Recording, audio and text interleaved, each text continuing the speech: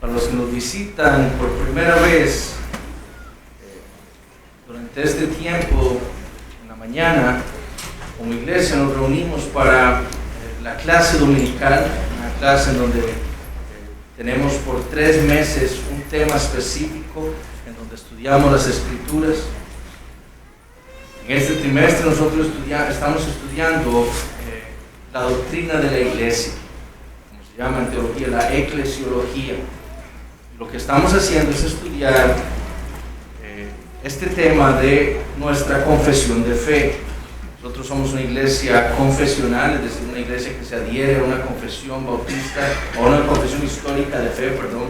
En nuestro caso, analizando las confesiones históricas como iglesia, hemos entendido que la Confesión Bautista de Londres, que fue editada en 1677, es la confesión más consistente con las Escrituras y es la que hemos adoptado nosotros como iglesia. Es lo que nosotros creemos, es lo que las Escrituras dicen sobre diferentes doctrinas. Y en nuestro caso estamos estudiando el tema de la iglesia que está en el capítulo 26 de nuestra confesión. Y si usted no tiene una confesión y desea seguir viniendo y a estudiar qué es lo que nosotros creemos, el hermano Franklin, que está por allá, le puede regalar una. Entonces, si usted al final puede buscarlo y él le hará llegar una copia de nuestra confesión.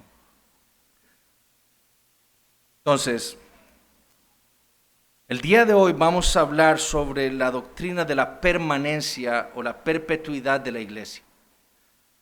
Esta doctrina es un concepto sumamente importante en nuestro entendimiento general de la eclesiología o de la doctrina de la iglesia, y lo ha sido a todo lo largo de los siglos, como lo fue también para nuestros antepasados los bautistas particulares, que fueron los que dictaron nuestra confesión de fe. Y para enfatizar esta doctrina de la perpetuidad o de la permanencia de la iglesia, los editores de la Segunda Confesión Bautista de Londres de 1689 redactaron lo siguiente en el párrafo 3. Las iglesias más puras bajo el cielo están sujetas a la impureza y al error, y algunas se han degenerado tanto que han llegado a ser no iglesias de Cristo, sino sinagogas de Satanás. Sin embargo, Cristo siempre ha tenido y siempre tendrá un reino en este mundo, hasta el fin del mismo, compuesto de aquellos que creen en Él y profesan su nombre. Para nuestra confesión, lo que está haciendo es siguiendo el párrafo 3 de la Confesión de Fe de Saboya de 1658, de los congregacionalistas.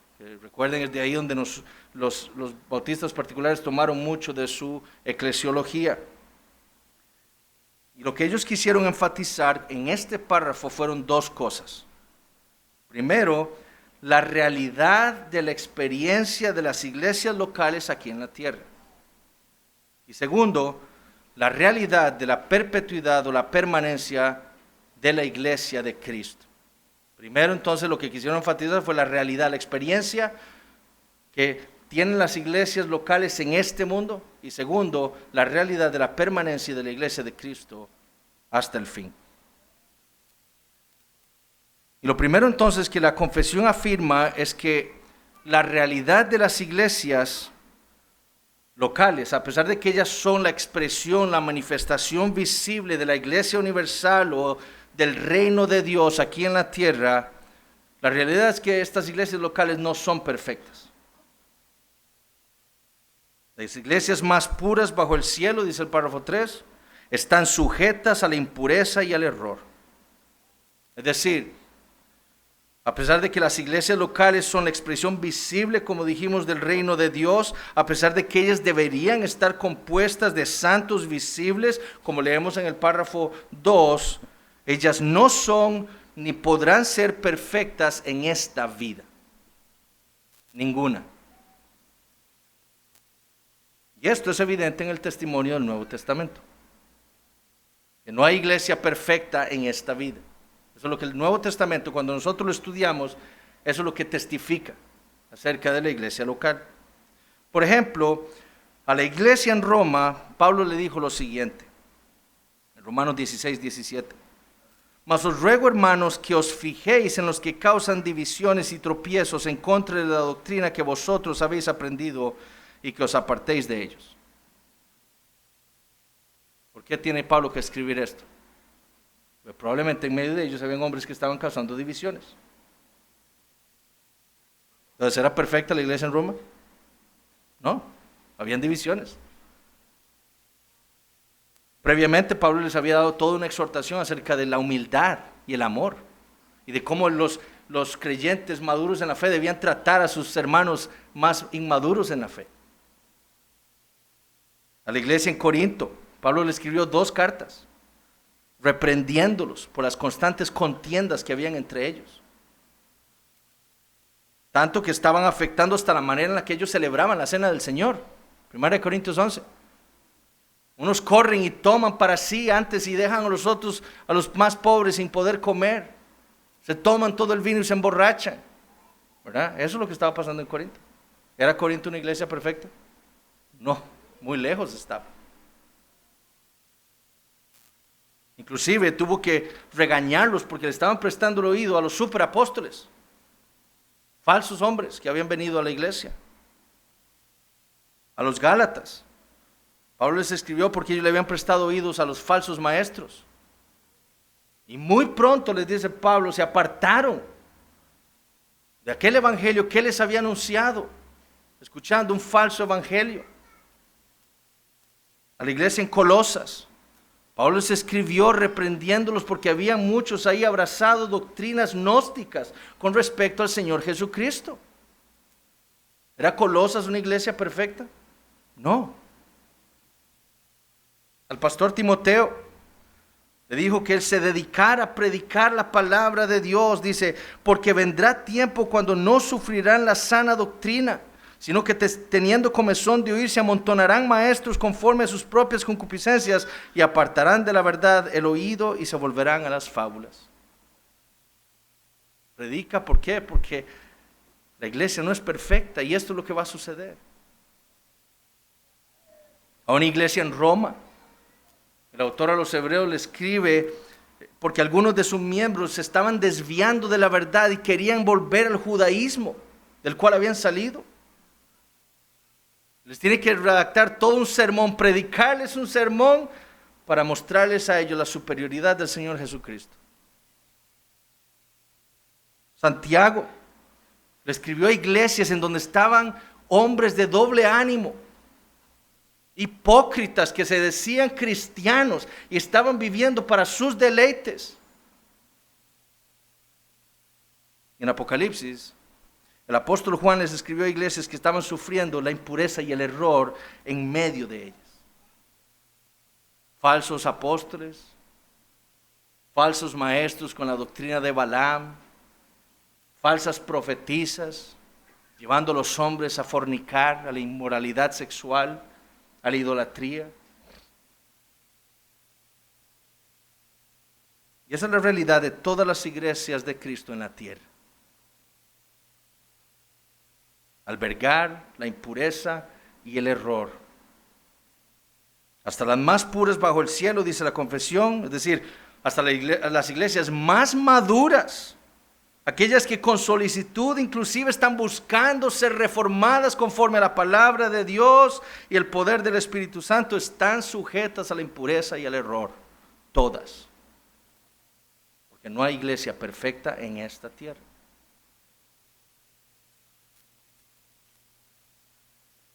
Pero también todas las iglesias locales que le pertenecen al Señor,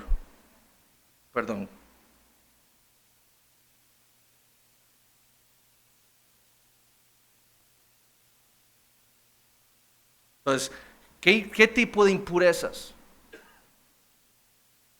¿Qué tipo de impurezas dañan a la iglesia local? Impurezas en la adoración a Dios. Hombres que meten en la adoración a Dios, en el culto a Dios, cosas que Dios no ha ordenado. Impurezas. Por muchos años nosotros tuvimos impurezas en nuestra liturgia. Cosas que Dios no había ordenado en el culto a Dios. Teníamos testimonios que metíamos en el culto, por ejemplo. Los testimonios los metíamos como parte de la liturgia, del culto a Dios. Y eso Dios no lo había ordenado. Bueno, ese tipo de impurezas es lo que muchas iglesias hacen también. Imponen danzas, ¿verdad? Obras de teatro, en el culto a Dios, impurezas. Pero también todas las iglesias locales que le pertenecen al Señor están sujetas al error doctrinal también. No solo tienen impurezas, sino que también están sujetas al error. Las iglesias de Cristo, y específicamente a errores doctrinales que llamamos secundarios o terciarios. El apóstol Pablo le escribió a los Corintios lo siguiente: porque primeramente os he enseñado lo que asimismo recibí. O vean cómo lo traduce la Nueva Versión Internacional. Porque ante todo les transmití a ustedes lo que yo mismo recibí. Lo que Pablo estaba indicando con estas palabras es que hay doctrinas fundamentales de la fe cristiana. Y el Evangelio es una de esas doctrinas fundamentales. Ante todo, primeramente, el Evangelio es una doctrina fundamental. Otras doctrinas de primera importancia, por ejemplo, incluyen la doctrina de Dios, sin las cuales usted no puede ser cristiano. Si usted no cree que Dios es uno en tres personas, usted no es cristiano, porque ese es el testimonio de las Escrituras. El testigo de Jehová no es un cristiano, porque niega la Trinidad, porque niega la deidad del Señor Jesucristo. Entonces, la doctrina de Dios, de la deidad, la doctrina de la Trinidad, es una doctrina fundamental, sin la cual usted no puede ser un cristiano. La doctrina de Cristo es una doctrina fundamental. Si usted niega que el Señor Jesucristo es Dios y hombre, usted está negando el cristianismo, porque eso es lo que afirman las Escrituras. La doctrina del Espíritu Santo. Si usted afirma que el Espíritu Santo es una mera fuerza que Dios, enviada por Dios para los hombres, usted no es cristiano. Porque la Biblia testifica de la deidad del Espíritu Santo y de la personalidad del Espíritu Santo. La doctrina del hombre. Si usted niega que el hombre nace en pecado por causa de estar en Adán, usted no puede ser cristiano. Ese es un error fatal para el cristianismo y para el Evangelio. Es un ataque al Evangelio. La doctrina de la Biblia. Si usted afirma que la Biblia no es la palabra de Dios, sino que fue escrita por hombres y contiene errores, usted no es un cristiano. Porque eso no es lo que afirma la Biblia de sí misma. Es una doctrina fundamental. La doctrina de la salvación. Si usted piensa que usted afirma que el hombre se puede salvar por obras, haciendo cosas, usted no es cristiano. Porque la Biblia afirma que la salvación es por gracia, no por obras, por medio de la fe, para que nadie se gloríe. Entonces, existen doctrinas de primera importancia, doctrinas que llamamos en teología fundamentales, sin las cuales nadie puede ser cristiano. Entonces, de esos errores no son los que el párrafo 3 está hablando. Porque el párrafo 3 está hablando de errores que las iglesias de Cristo pueden sostener. Si una iglesia no confiesa la Trinidad, esa no es una iglesia de Cristo. ¿Me explico?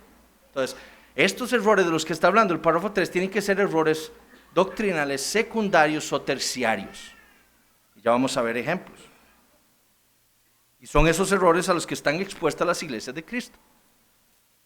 Por ejemplo, doctrinas como el modo del bautismo. Los bautistas particulares como nosotros creían que sus hermanos presbiterianos y congregacionalistas estaban abrazando un error al bautizar a sus niños, a los hijos de los creyentes. Eso es lo que los bautistas y nosotros creemos. Porque nosotros vamos a las Escrituras y vemos que el bautismo es para el creyente nada más. Mateo 28. Id, haced discípulos. ¿Discípulos de quién? ¿De los padres o míos o de Cristo? Discípulos de Cristo. ¿Qué significa ser un discípulo de Cristo? Ser un creyente. Una vez que son discípulos de Cristo, ¿qué hay que hacer? Bautizarlos. Y después son miembros de la iglesia en donde les son enseñadas todas las cosas que Cristo nos dejó. Por ejemplo. Entonces los bautistas particulares creían que los presbiterianos y congregacionalistas habían abrazado un error al bautizar a los hijos de creyentes, enseñando que la iglesia de Cristo está compuesta de creyentes y de su descendencia, de sus hijos. Sin embargo, para ellos, para los bautistas particulares y para nosotros, los presbiterianos, los congregacionalistas y sus iglesias siguen siendo iglesias de Cristo, a pesar de que bauticen niños. Otro ejemplo es la escatología. Para el siglo XVII ya el premilenialismo, que es decir, es la doctrina en donde se cree que con la segunda venida de Cristo, Cristo va a establecer un reino por 1000 años aquí en la tierra, ¿verdad? Que esa fue la doctrina que sostuvieron la gran mayoría de padres de la iglesia por la historia. Para el siglo XVII ya el premilenialismo ya no era algo que fuera sostenido por muchas iglesias. Ni siquiera el amilenialismo que fue argumentado y apoyado por los reformadores. La gran mayoría de los bautistas particulares y de los puritanos ingleses eran postmilenialistas. Pero para ellos, a pesar de que ellos estaban convencidos del postmilenialismo, para ellos los pastores y las iglesias que eran amilenialistas eran iglesias de Cristo, a pesar de que difirieran en esas doctrinas, porque son doctrinas secundarias de la fe. Más recientemente tenemos la doctrina de los dones extraordinarios. Hay iglesias que enseñan, por ejemplo, que los dones apostólicos de profecía, milagros, lenguas, sanaciones están vigentes el día de hoy. Para nosotros, como fue para los reformadores y sus herederos, esta doctrina era un error. Para los bautistas particulares, esos dones habían cesado con el cese de la era apostólica, cuando ya la palabra de Dios, el evangelio, estaba totalmente canonizado en las escrituras. Ya no había necesidad de profecía, ya no había necesidad de ningún otro don para autenticar el evangelio. Ya la palabra de Dios había sido dada a los hombres. Por eso las confesiones reformadas confiesan la suficiencia de las escrituras. Ya no necesitamos nada más. A los bautistas particulares esos dones ya habían cesado y sin embargo ellos entendían como nosotros entendemos el día de hoy que Cristo tiene iglesias aquí en la tierra que están sujetas a ese error doctrinal.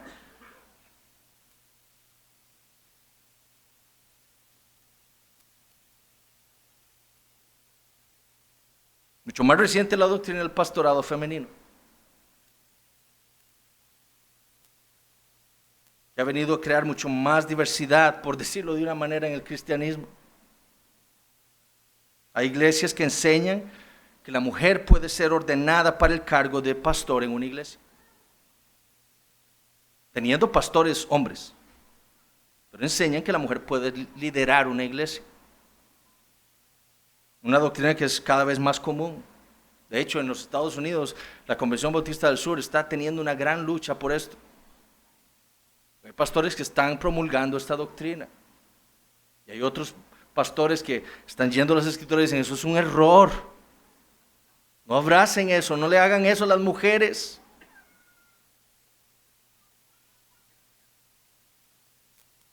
Para nosotros es claro que esa doctrina está en contra de las escrituras. El Espíritu Santo, por medio de Pablo, llamó a los varones a liderar la iglesia. Por causa de la creación de Dios, del hombre y de la mujer. Dios lo creó primero a Adán, después a la mujer, y ahí nos dio un orden para la iglesia también. El hombre es quien debe liderar, y no la mujer. En 1 Timoteo 3, Pablo dice que deben ser, los que anhelan el obispado, son varones. Maridos de una sola mujer, ahí no dice, mujeres de un solo varón. Dicen maridos de una sola mujer. ¿Por qué? Porque Pablo tenía claro de que solo varones podían ser pastores. Sin embargo, yo creo que nosotros debemos entender que hay iglesias de Cristo abrazando ese error también. Es por eso que el triage teológico, esa clasificación, ese discernimiento, esa diferenciación teológica es tan importante para la iglesia de Cristo. No solo porque nos permite a nosotros, cuando hacemos un triage, okay, un triage es como usted va a un sitio de emergencias, ahí le hacen un triage, usted es verde, usted es amarillo, usted es rojo, usted entra primero en emergencias. Usted puede esperar y usted aguanta esta mañana. Bueno, el triage teológico es igual. Nosotros evaluamos una iglesia y decimos, ok, doctrinas fundamentales, está bien. Y ahí empezamos nosotros a decir, bueno, abraza esta doctrina, yo no creo que es bíblica, abraza esta otra, esta está bien, y así las podemos clasificar. Y nos permite no solo diferenciar entre una iglesia sana y una iglesia enferma, porque hay iglesias verdaderas y falsas, pero de las verdaderas pueden haber iglesias sanas y iglesias enfermas, que están al borde de la muerte, al borde de convertirse en sinagogas de Satanás. Bueno, el triage teológico nos permite a nosotros saber si esa iglesia a la que estamos visitando, esa iglesia a la que nos queremos comprometer, es una iglesia sana o enferma. Nos permite saber, distinguir entre una iglesia que está haciéndole fiel a la palabra de Dios y otra que no. Y también nos permite ver la obra de Cristo en una iglesia local. El triage teológico dice, bueno, esta no es una doctrina fundamental, es una doctrina secundaria. Entonces, no vamos a ser sectarios en decir que los presbiterianos no son iglesias de Cristo. Ese espíritu es lo que los bautistas particulares están queriendo refutar aquí. Nosotros no podemos tener un espíritu sectario, tratando de apóstatas a toda iglesia que no es como nosotros. Porque hay iglesias de Cristo abrazando errores doctrinales. Ninguna es perfecta, ni nosotros. Y también nos permite reconocer aquellas que ya dejaron de ser iglesias y son ahora sinagogas de Satanás. ¿Por qué? Porque persistieron y se profundizaron más en el error doctrinal. Una iglesia sana es una iglesia que entiende que es una iglesia que está en proceso de reforma con respecto a lo que dice la palabra de Dios. Y cuando la palabra de Dios dice, usted está haciendo algo malo, la iglesia dice, perdón Señor, perdónanos por este pecado y vamos a cambiar y vamos a caminar como tú dices que andemos. Las iglesias que se van profundizando en el error dicen, eso dice la Biblia, pero no importa, sigamos como así estamos trayendo más gente. Poco a poco se van profundizando más hasta que dejan de ser iglesias de Cristo y se tornan en sinagogas de Satanás. Para el fundamentalismo, por ejemplo, de nuestros tiempos, toda doctrina es una doctrina fundamental. Ven el error de no tener un triage teológico. Todo es fundamental. La mujer no puede vestir en pantalones. Eso es fundamental, pues si usted es cristiana, tiene que vestir con enaguas. Entonces aquí hay iglesias mujeres con pantalones, esta no es una iglesia de Cristo. Y ese es el espíritu sectario que caracteriza a los fundamentalistas de nuestros días. Porque para ellos todo es doctrina fundamental. Y eso es un error. Nosotros no podemos caer en eso porque si no vamos a llamar apóstatas a un montón de iglesias que no son como nosotros. Eso es un error. Porque estamos afrentando a Cristo, que tiene iglesias diferentes que nosotros en todo el mundo.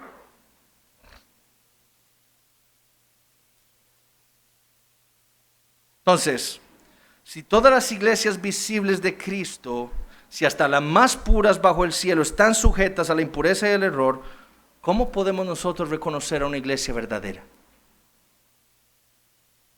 ¿Cómo podemos reconocer o diferenciar a una iglesia verdadera de una iglesia falsa? ¿Cómo podemos reconocer o diferenciar nosotros entre una iglesia sana de una iglesia enferma? Bueno, aquí fue donde los reformadores hablaron de las marcas de una iglesia verdadera. Para los reformadores era claro que en este mundo no han habido, ni habían, ni habrán en el futuro iglesias perfectas. Pero también para ellos era claro que habían iglesias verdaderas e iglesias falsas. Y la manera para diferenciarlas era ver las marcas que las Escrituras testificaban eran propias de las iglesias de Cristo. Y a pesar de que hay discusiones en teología sobre el número de esas marcas, es constante que para los reformadores habían por lo menos 3 marcas evidentes de una iglesia verdadera. Marcas que, como dijo Berkhoff, eran características de la iglesia, eran instrumentos mediante los cuales Cristo obra con su gracia y espíritu en la iglesia, y eran también elementos formativos que entran en la construcción de la iglesia. Y la primera marca, y la que fue enfatizada en mayor medida por los reformadores, fue la fidelidad de la iglesia a la predicación fiel de la palabra de Dios, especialmente la predicación del evangelio. Y esto porque, como dijo Bavinck, la palabra y solo la palabra es verdaderamente el alma de la iglesia. Muchos años antes Calvino había dicho lo siguiente: donde quiera que la palabra de Dios sea sinceramente predicada y escuchada, ahí no podemos tener duda de que la iglesia de Dios existe. Nosotros entramos a una iglesia y se predica la palabra de Dios con fidelidad, y ya vamos a ver qué significa eso. Ahí tenemos seguridad de que hay una iglesia de Cristo. Entonces, la proclamación expositiva y fiel al mensaje de la palabra de Dios era una de las marcas que caracterizan a las iglesias de Cristo. Es la palabra de Dios, no las tradiciones de los hombres, como acusaron los reformadores a la iglesia católica romana, a lo que se sujeta a la iglesia. Es por eso que tanto los pre-reformadores, como hombres como Juan Hus, o los mismos reformadores, Martín Lutero, Calvino, Wycliffe, todos esos hombres buscaron traducir la Biblia del latín a la lengua común del pueblo, porque para ellos era fundamental que los hombres entendieran la palabra de Dios. Por eso predicaron ya no en latín, sino en el idioma del pueblo, para que el pueblo entendiera la palabra de Dios. ¿Por qué? Porque ellos entendían la importancia de la predicación de la palabra de Dios en la vida de la iglesia. Ellos entendieron que la Biblia es, como le dijo Pablo a los tesalonicenses, la palabra de Dios, no la de hombres. Como dijo el Señor: si vosotros permaneciereis en mi palabra, Juan 8:31, seréis verdaderamente mis discípulos. ¿Qué se necesita para hacer eso? La predicación fiel de la palabra de Dios, para poder nosotros permanecer en esa palabra como iglesia local. Juan 8:47, el que es de Dios, las palabras de Dios oye. ¿Dónde están las palabras de Dios? En la Biblia. ¿Cómo las escuchamos? Cada domingo predicadas en la iglesia. Por esto no las oís vosotros, porque no sois de Dios. Gálatas 1:8-9, mas si aún nosotros, un ángel del cielo, os anunciare otro evangelio diferente del que os hemos anunciado, sea anatema. Como antes hemos dicho, ahora lo repito: si alguno os predica un evangelio, un diferente evangelio del que habéis recibido, sea anatema. Ellos estaban prestándole oído a una falsa predicación del evangelio, y por lo tanto estaban en peligro de dejar de ser una iglesia verdadera. 2 Timoteo 3:16, toda la escritura es inspirada por Dios y útil para enseñar, para redarguir, para corregir, para instruir en justicia, a fin de que el hombre de Dios sea perfecto, enteramente preparado para toda buena obra. Te encarezco, le dice Pablo entonces a Timoteo, delante de Dios y del Señor Jesucristo, que juzgará a los vivos y a los muertos en su manifestación y en su reino, que prediques la palabra, que instes a tiempo y fuera de tiempo, redarguye, reprende, exhorta con toda paciencia y doctrina. ¿Cuál era la encomienda de Pablo para el pastor Timoteo? Predica la palabra de Dios. Dedícate a eso, al ministerio de la palabra. Exhorta, reprende, redarguye. Primera de Juan 4:1-3, amados, no creáis a todo espíritu, sino probad los espíritus si son de Dios, porque muchos falsos profetas han salido por el mundo. En esto conoced el Espíritu de Dios. Todo espíritu que confiesa que Jesucristo ha venido en carne es de Dios, y todo espíritu que no confiesa que Jesucristo ha venido en carne no es de Dios. Y este es el espíritu del anticristo, el cual vosotros habéis oído que viene y que ahora ya está en el mundo. Tenga discernimiento, disciernan los espíritus, disciernan la palabra predicada, a ver si es bíblica. Y eso demostrará el tipo de iglesia en donde ustedes están. Ahora, fue por ese entendimiento que los reformadores practicaron lo que conocemos como la predicación expositiva de la palabra de Dios, libro por libro. La predicación expositiva no es como piensan muchos el día de hoy, solamente ir versículo por versículo diciendo lo que este versículo significa, luego lo que eso no es predicación expositiva. La predicación expositiva es tomar una porción del texto de la Escritura, entender cuál es la idea de ese texto y predicarlo a la iglesia como Dios se lo dio a la iglesia en su palabra. Es darle el sentido divino a la palabra que está registrada en la Biblia. Eso es predicación expositiva. Es poder decir, Dios ha hablado hoy. Eso fue lo que practicaron los reformadores. Es predicar la Escritura en su contexto. Charles Simeon, por ejemplo, un predicador inglés, dijo: mi trabajo es sacar de la Escritura lo que ahí está y no introducirle lo que yo pienso está allí. Tengo un gran celo en esta cabeza para nunca hablar más o menos de lo que creo es la mente del Espíritu en el pasaje que estoy exponiendo, sino pensar únicamente qué es lo que el Espíritu ha dado hoy. Calvino escribió, un teólogo: si hubiera repugnado del número de sermones basados primariamente en la pseudopsicología, la doctrina de autoayuda, los principios de negocios, así como muchos otros sustitutos. Fue por eso que lucharon los reformadores en favor de la predicación expositiva, para que los hombres dejaran de predicar sus opiniones.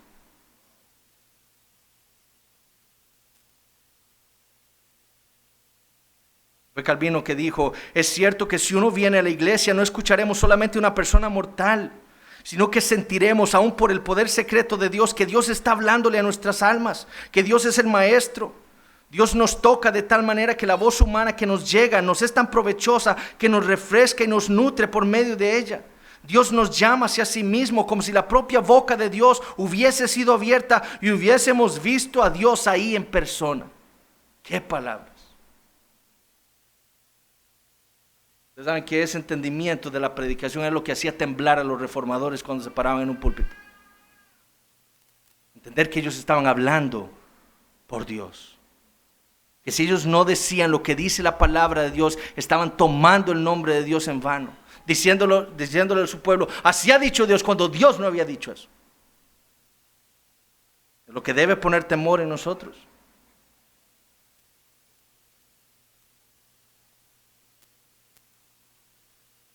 El estado de una iglesia depende de la predicación. Si una predicación es de opiniones humanas, así va a estar el estado espiritual de esa iglesia. Pero si una iglesia predica la palabra de Dios, esa iglesia va a tener vida. Vida. El desuso de la predicación fue la marca constante del oscurantismo del papado, dijo un autor, mientras que su avivamiento fue característico de la era de la Reforma. ¿Por qué estaba el oscurantismo en la iglesia durante el tiempo de la era medieval, cuando Roma estaba predicando en latín, cuando tenía obras de teatro y todo eso? Porque no se predicaba la palabra de Dios. ¿Qué le trajo vida a la iglesia nuevamente? La predicación de la palabra de Dios.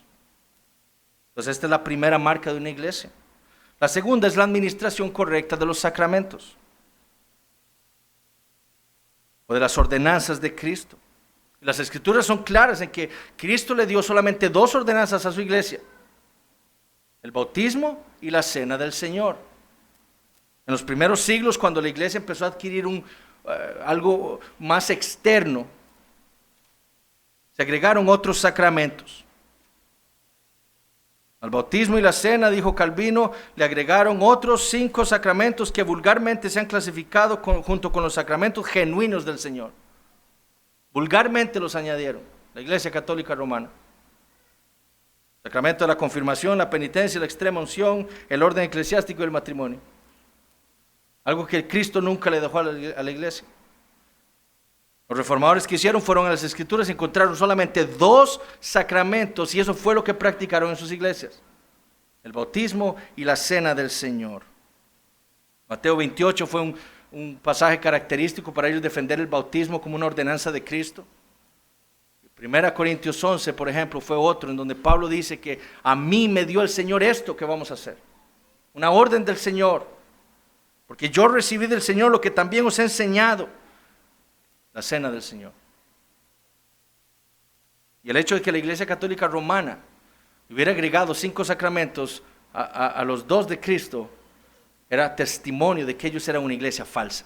Así como ellos habían dejado de predicar el Evangelio y eso entonces los hacía una iglesia falsa, el haberle agregado 5 sacramentos más era evidencia de que era una iglesia falsa. La tercera marca es la disciplina de la iglesia. El ejercicio de la disciplina eclesiástica es esencial para mantener la pureza doctrinal y la santidad de los sacramentos. Por esa razón, para los reformadores, esta era una marca esencial para determinar si una iglesia era verdadera o no. Si la palabra y los sacramentos eran la entrada a la iglesia, dijo Blackburn, un teólogo, un pastor bautista reformado, la disciplina eclesiástica era necesaria para mantener la identidad de aquellos que entraron a ella. Si la iglesia había sido llamada fuera del mundo por Dios, era evidente que ella también debía permanecer siendo diferente al mundo. Ella debía vivir no como los otros gentiles que andan en la vanidad de sus mentes, sino en santidad. Y para eso es que Cristo le dio la disciplina de la iglesia a su pueblo, para guardar el testimonio suyo en el mundo. Ya fuera discipulando a las iglesias, esto es la disciplina instructiva, corrigiendo a su pueblo cuando se desviaban, la disciplina correctiva, o expulsando a aquellos que permanecían en el pecado, lo abrazaban y rehusaban arrepentirse, la excomunión. Disciplina instructiva, correctiva o la excomunión. Y esto es precisamente lo que vemos en las iglesias del Nuevo Testamento. En Gálatas 6:1, por tanto, si tu hermano pega contra ti, ve y repréndele estando tú y él solos. Si te oyere, has ganado a tu hermano, mas si no te oyere, toma un contigo a 1 o 2, para que en boca de 2 o 3 testigos conste toda palabra. Si no lo oyes a ellos, dilo, perdón, este es Mateo 18. Si no los oyere a ellos, dilo a la iglesia, y si no oyere a la iglesia, tenle por gentil y publicano. Mateo 18, 15 al 18.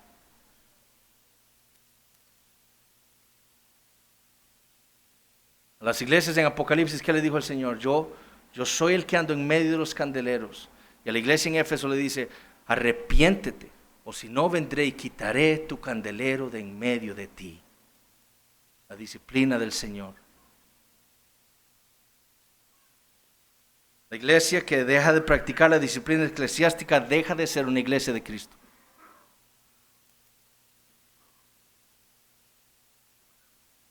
John Dagg, un teólogo bautista del siglo XIX, dijo, cuando la disciplina deja la iglesia, Cristo se va con ella. Esta es otra manera en la que los reformadores pudieron identificar las iglesias verdaderas de Cristo aquí en la tierra. Ahora, ¿cuál es el peligro? ¿Cuál es el peligro de despreciar estas marcas de la iglesia verdadera? Bueno, el peligro está en que si las iglesias no se cuidan de perseverar en hacer evidentes estas marcas en ella, terminan degenerándose, como dice el párrafo 3.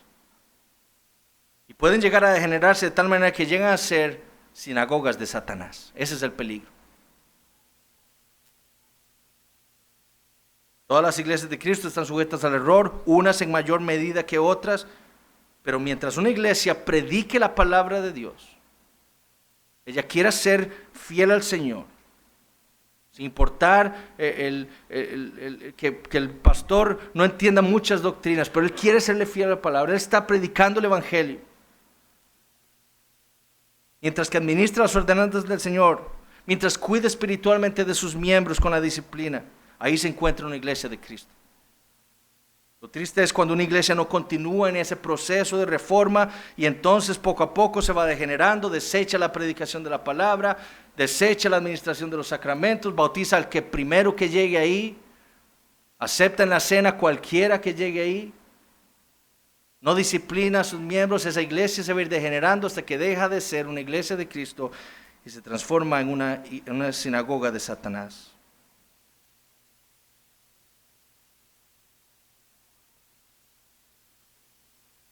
¿Dónde está ahora la iglesia de Apocalipsis en Éfeso? O de Sardis, de Atira, la Odisea, ¿dónde están? Ya no están.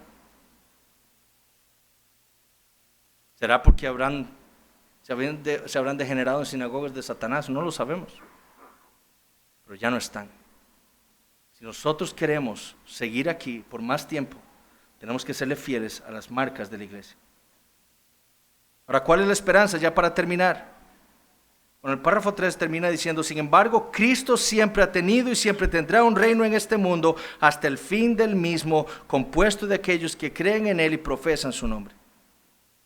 Lo que el párrafo 3 está diciendo o está confesando es que sin importar si las iglesias de Cristo están sujetas al error y sin importar si algunas de ellas se llegaran a degenerar tanto que dejen de ser iglesias suyas, la iglesia de Cristo permanecerá para siempre.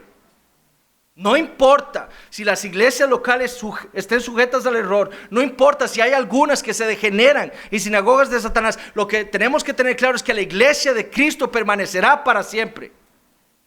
Eso es lo que Cristo nos ha dicho. Como dijo la confesión belga, esta iglesia ha sido desde el principio del mundo y será hasta el fin de él siempre. Lo que se hace evidente por el hecho de que Cristo es un rey eterno y que no lo será si no tuviera súbditos. Súbditos como que los que profesan la fe en él, como dice el párrafo 3. Y yo también te digo que tú eres Pedro y sobre esta roca edificaré mi iglesia y las puertas del Hades no prevalecerán contra ella. Nada prevalecerá contra la iglesia. ¿A qué haremos semejante el reino de Dios? Dijo Jesús. ¿O con qué parábola lo compararemos? Es como el grano de mostaza que cuando se siembra en la tierra es la más pequeña de todas las semillas que hay en la tierra, pero después de sembrado crece y se hace la mayor de todas las hortalizas y echa grandes ramas de tal manera que las aves del cielo pueden morar bajo su sombra. Sam Waldron dijo: Cristo siempre tendrá un reino. No debemos temer que el nombre y la iglesia de Cristo se vayan a desaparecer. Los ateos lo predicen, los novelistas escriben acerca de ello. Voltaire lo profetizó, pero su hogar se convirtió en un lugar en donde las Biblias fueron impresas. Aunque no tenemos una promesa absoluta de que nuestra propia iglesia local continuará, sí sabemos que la iglesia universal de Cristo siempre continuará visible, y la manera en la que Él ha ordenado para que esto ocurra es en las iglesias locales como la nuestra. La iglesia local puede desaparecer, pero la iglesia de Cristo permanecerá. Ahora, algunas preguntas rápidas. ¿Estamos nosotros comprometidos con la predicación de la palabra de Dios? Oramos continuamente, semanalmente, por nuestros pastores que predican aquí la palabra de Dios, para que Dios los use, los ilumine, para que ellos puedan encontrar el sentido correcto de la palabra que va a ser predicada. ¿O somos nosotros también, como dicen muchos teólogos, oidores expositivos? Estamos constantemente yendo a la palabra de Dios, escuchando la predicación, involucrados en la predicación, escuchando para ver si lo que está diciendo el pastor es cierto o no. Así debemos ser. Eso significa estar involucrados con la predicación de la palabra de Dios en la iglesia. El conocimiento de la congregación depende de la predicación, pero la predicación depende también del conocimiento de la iglesia. Qué gozo le da uno, por ejemplo, a mí el miércoles, una hermana que me escribió y me dijo: pastor, ¿usted cree que podamos sentarnos a hablar de unas doctrinas? Una hermana, estudiando. El crecimiento de la iglesia va a depender también del crecimiento en el conocimiento de la iglesia misma, comprometida con la palabra, estudiándola, animando a los pastores para que tienen que subir, tienen que estudiar más porque la iglesia está aprendiendo mucho más. ¿Estamos comprometidos con las ordenanzas de Cristo para la iglesia? ¿Participamos fielmente de la cena del Señor, por ejemplo? Estamos comprometidos con la disciplina de la iglesia, y de esto vamos a hablar más adelante. Pero estamos comprometidos nosotros con ser discipulados por la iglesia, con ser corregidos por la iglesia. Estamos comprometidos también cuando la iglesia disciplina a otro hermano. Estamos nosotros comprometidos con el hermano que está desviándose, vigilando a nuestros otros hermanos. Estamos comprometidos con eso. Eso depende de la iglesia también, la disciplina. Y para los que no son miembros de esta iglesia, les tengo esta pregunta. ¿Qué tipo de iglesia está buscando usted? ¿Una que lo entretenga? ¿Una que le predique a usted lo que usted quiere escuchar? Sobre cómo tener más dinero, sobre cómo vencer el cáncer. ¿No está comprometido con la iglesia verdadera de Cristo? ¿Está buscando usted una iglesia verdadera? Y las iglesias verdaderas, ¿está usted cómodo en una iglesia enferma? Donde usted sabe que no se predica muy bien el evangelio. Donde hay cosas en el culto a Dios que no son correctas, que Dios no ha mandado. ¿Está usted contento con una iglesia así? ¿O usted está buscando una iglesia sana? Una iglesia que esté siendo reformada constantemente conforme a la palabra de Dios. Esa es la iglesia que usted debe buscar. Esa es la iglesia que Cristo nos ordena buscar a todos nosotros y ser parte de esas iglesias. Porque si no, nuestra vida espiritual será comprometida.